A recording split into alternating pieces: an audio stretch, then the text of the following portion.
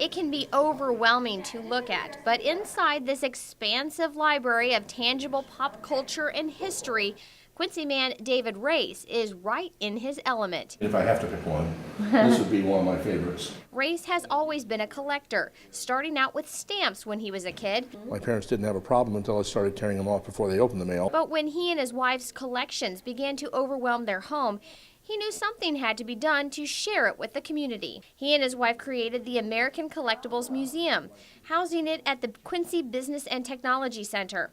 From there, a board of directors was formed with other local collectors. Race spends much of his time archiving and cataloging each piece to legitimize the collections here.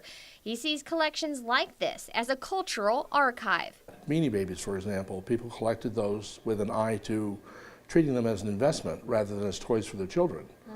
Well, if you think about the decisions people made while during that collecting craze to decide on a future involving that collectible, it influenced how they live their lives from that point on. Collections range from toys to salt and pepper shakers, even buttons. In fact, there are 5,000 buttons in this collection, which would fill another 160 trays. And that's the problem. There's just not enough room to display all of the collections. We simply don't have the space to put them out for the public to enjoy. Race says right now the museum is trying to find a larger permanent home while raising money to fund operating expenses.